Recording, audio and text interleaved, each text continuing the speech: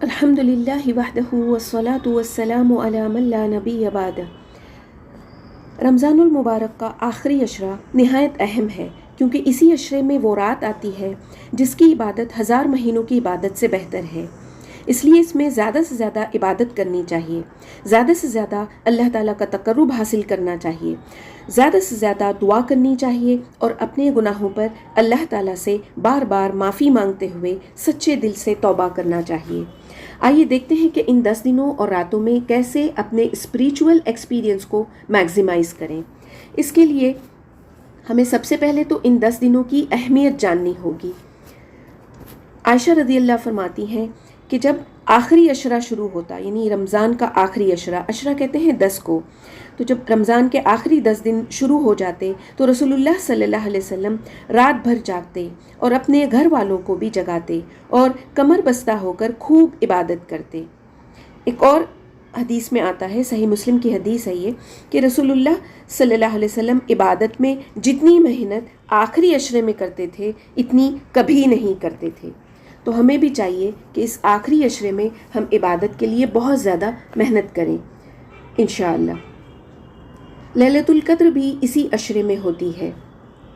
رسول اللہ صلی اللہ علیہ وسلم نے فرمایا، شب قدر کو رمضان کی آخری عشرے کی طاق راتوں یعنی 21ویں رات، 23ویں رات، 25ویں، 27ویں اور 29ویں رات میں تلاش کرو، یعنی ان آڈ نائٹس میں عبادات کرو۔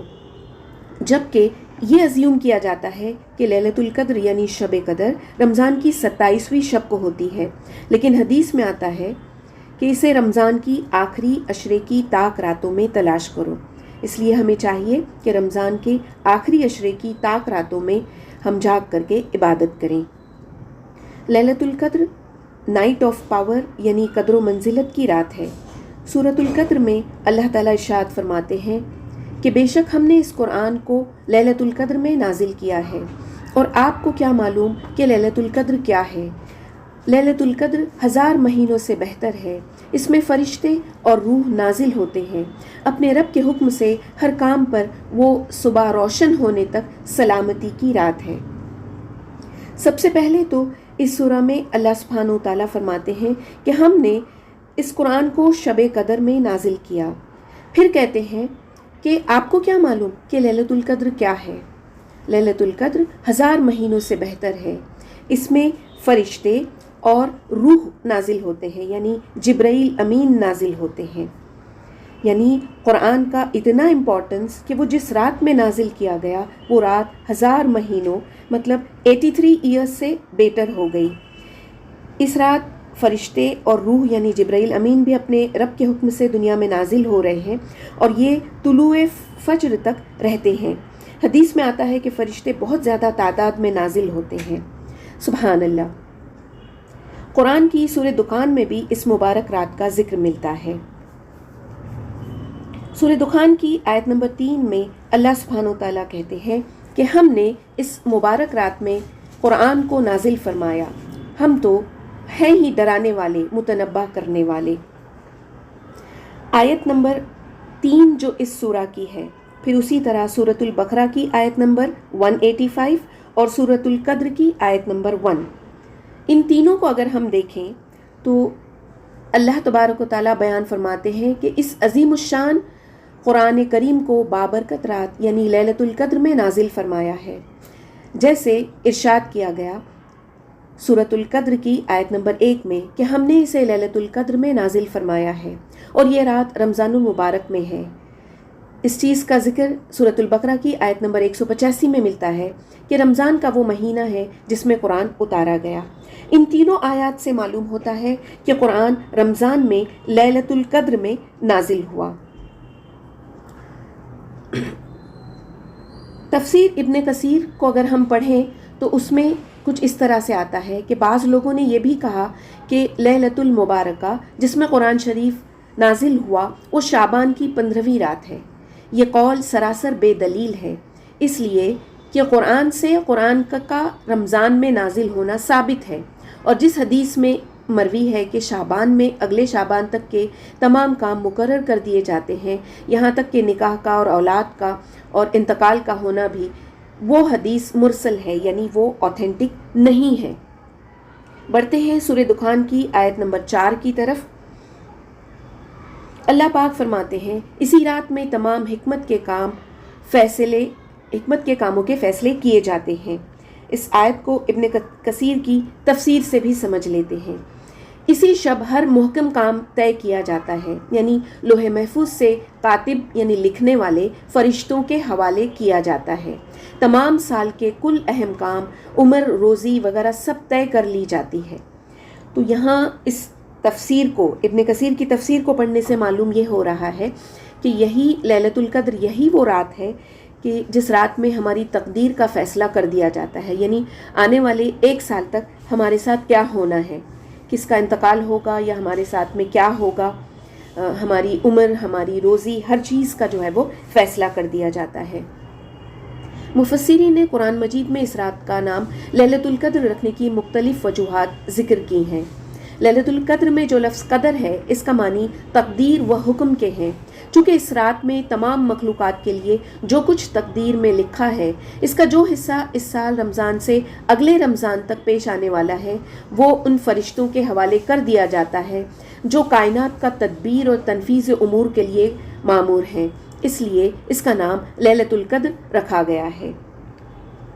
میننگ آف لیلۃ القدر کی اگر ہم بات کریں تو لیلۃ القدر کے معنی ہیں نائٹ آف پاور، یعنی قدر و منزلت کی رات، نائٹ آف ڈکری یعنی تقدیر والی رات، نائٹ آف میجسٹی یعنی عظمت والی رات، نائٹ آف ہائی اسٹیم یعنی اعلیٰ عزت والی رات۔ رسول اللہ صلی اللہ علیہ وسلم نے فرمایا دعا کے علاوہ تقدیر کو کوئی چیز نہیں لوٹا سکتی، اور نیکی کے سوا کوئی چیز عمر میں اضافہ نہیں کر سکتی۔ چونکہ اس رات تقدیر کا فیصلہ آنے والا ہے، آنے والے سال کا، اس لیے خوب دعائیں کیجیے اللہ تعالیٰ سے کہ اللہ تو ہماری تقدیر کو بہتر کر دے۔ شب قدر میں کوئی مخصوص اعمال، اذکار یا اجتماعی عبادات ثابت نہیں ہے۔ ہر شخص اپنے طور پر نماز، تلاوت، ذکر، اذکار اور مناجات میں لگا رہے۔ البتہ شب قدر کی ایک خاص دعا احادیث میں ہم کو ملتی ہے جس کا ہمیں اہتمام کرنا چاہیے۔ مغرب سے ہی لیلۃ القدر شروع ہوتی ہے، تب سے ہی اس دعا کو خوب زیادہ پڑھیں۔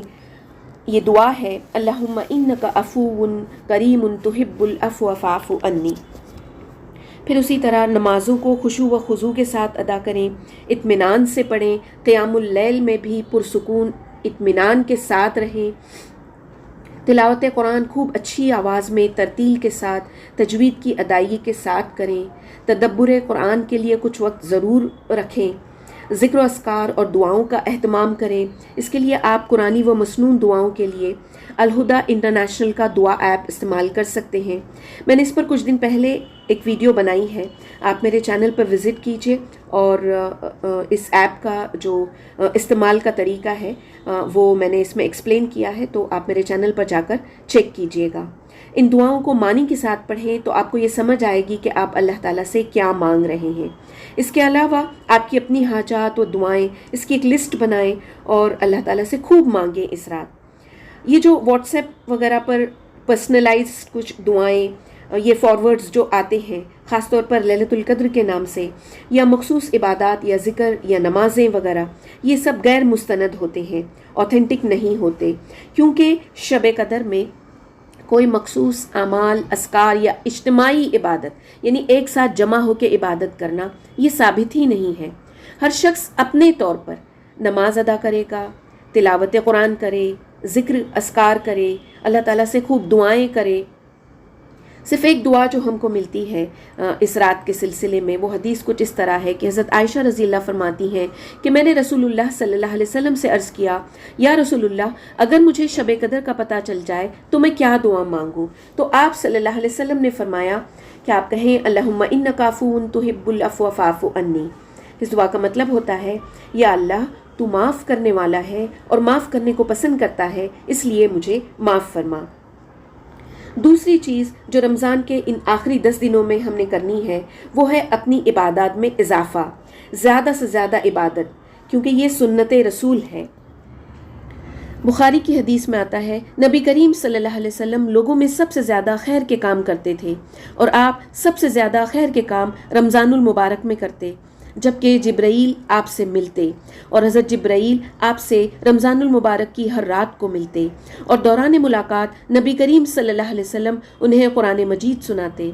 इसलिए जब हज़रत जिब्राईल मिलते तो आप सल्लल्लाहु अलैहि वसल्लम तेज़ हवा से भी ज़्यादा जल्दी करते हुए खैर के कामों की तरफ सबकत ले जाते, यानी खैर के कामों को बहुत ज़्यादा करने की कोशिश करते। तो हमें भी करना चाहिए ना। इब्न रजब रहमुल्लाह फरमाते हैं कि बिलाशुबह तुम्हारा ये महीना यानी रमज़ान घटना शुरू हो गया है, तुम अमल में इजाफ़ा कर दो। लेकिन उमूमन हम देखते हैं कि हमारे यहाँ कुछ उल्टा ही हो रहा होता है। रमज़ान का पहला हफ़्ता जो होता है उसमें खूब इबादत की जाती हैं, मस्जिदें भी हमको बहुत ज़्यादा फुल पैक्ड मिलती हैं, लेकिन फिर एक हफ़्ते के बाद हम देखते हैं कि लोग कम रह गए अब इबादत के लिए। फिर उसी तरह जब आखिरी अशरा शुरू होता है तो पहली ताकरात के वक्त में खूब ज़्यादा लोग हमको मस्जिदों में दिखाई देते हैं। फिर उसके बाद फिर घटना शुरू होते हैं, फिर 27वीं शब में अचानक से बहुत ज़्यादा क्राउड जमा होने लग जाता है। जबकि हम ये देख रहे हैं कि हमको जैसे जैसे रमज़ान घट रहा है तो हमारे नेक आमाल में इजाफ़ा करना है। क़यामुल लैल यानी रात की इबादत की फ़जीलत बहुत है इन रातों में। रसूलुल्लाह सल्लल्लाहु अलैहि वसल्लम ने फरमाया, जो शख्स शब कदर ईमान के साथ महज सवाब आखिरत के लिए ज़िक्र व इबादत में गुजारे, इसके पिछले गुनाह बख्श दिए जाते हैं। सुभान अल्लाह। तो खूब ज़्यादा एहतमाम करें और इसमें अपनी नीयतों को जो है वो खालिस कर लें ईमान के साथ, और सिर्फ़ अल्लाह की रज़ा को तलब करते हुए हम क़ियाम करें शब कदर का, तो इंशाअल्लाह ताला हमारे पिछले गुनाह माफ़ होंगे। अल्लाह से उम्मीद है हमको।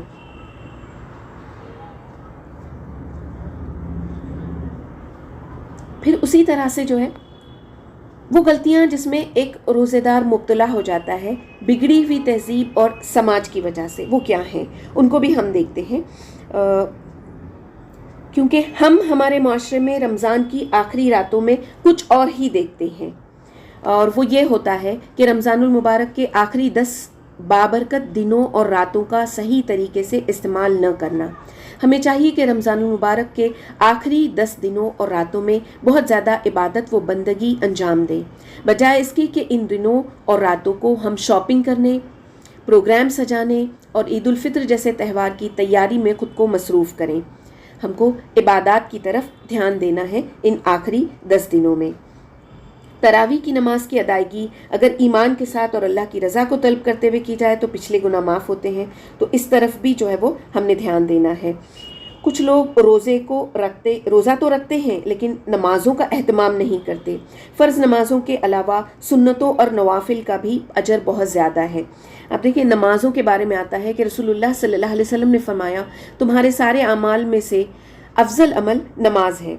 और ये तो फ़र्ज़ नमाज तो है ही है जो हमने पढ़नी ही है, सुन्नतों और नवाफिल का भी बहुत ज़्यादा अजर हमको कुरान और हदीस से मिलता है।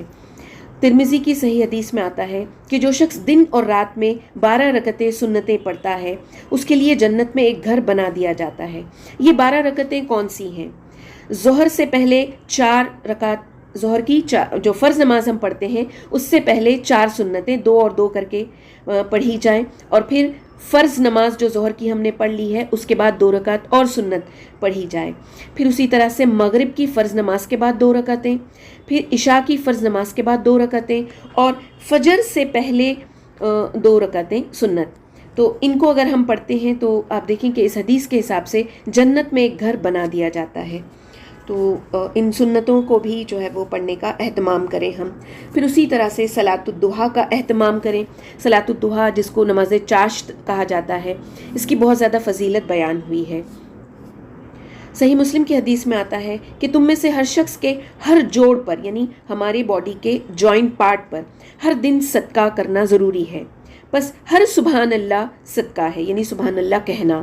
اسی طرح سے الحمدللہ صدقہ ہے، ہر لا الہ الا اللہ صدقہ ہے، ہر اللہ اکبر صدقہ ہے، اور نیکی کا ہر حکم صدقہ ہے، اور برائی سے روکنا صدقہ ہے، اور ان سب سے چاشت کی 2 رکعتیں ہی کافی ہو جاتی ہیں. ایک اور حدیث جو ہم کو ملتی ہے کہ جس میں اللہ کے رسول صلی اللہ علیہ وسلم نے ارشاد فرمایا ہر انسان میں 360 جوڑ ہیں اور اس پر لازم ہے کہ وہ ہر جوڑ کی جانب سے ایک صدقہ کرے.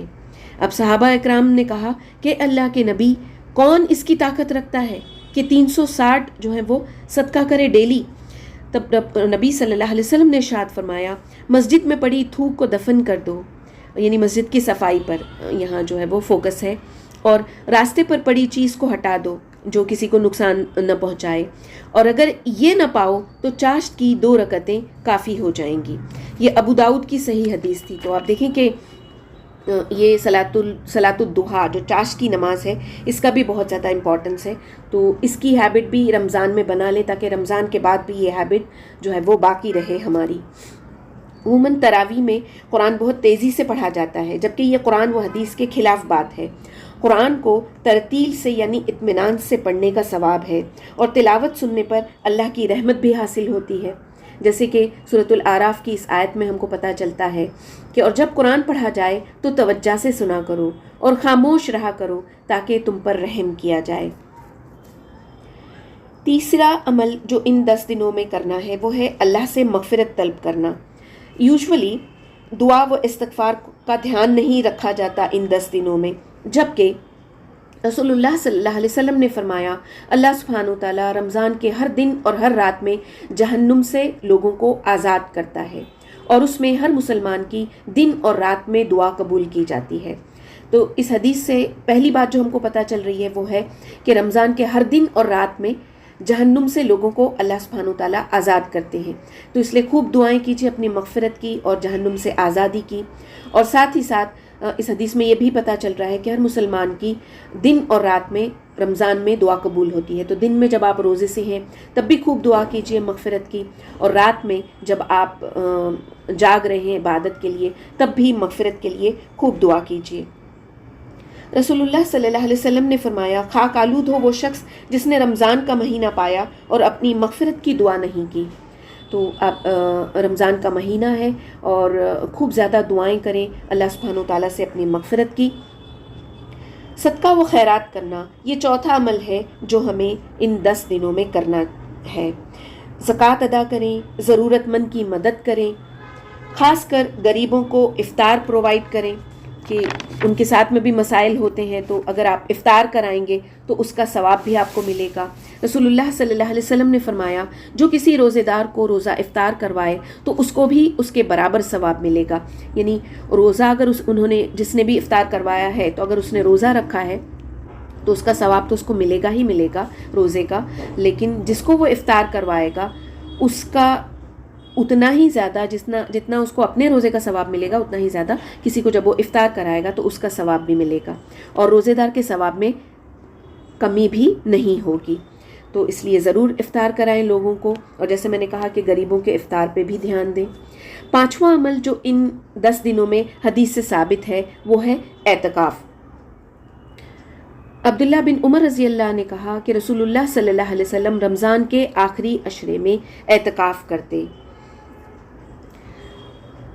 آخری عشرے میں کثرت عبادت کی سب سے افضل شکل ہے یہ اعتکاف، کہ یہ عشرہ اعتکاف میں گزارا جائے، کیونکہ اعتکاف سے مراد یہ ہے کہ انسان دنیاوی کاموں سے بالکل منقطع ہو جائے، یعنی ڈسکنیکٹ ہو جائے، اور صرف باری تعالیٰ کی طرف متوجہ ہو اور اللہ کی رضا اور اس کا تقرب حاصل کرنے کے لیے مکمل طور پر یکسو ہو جائے.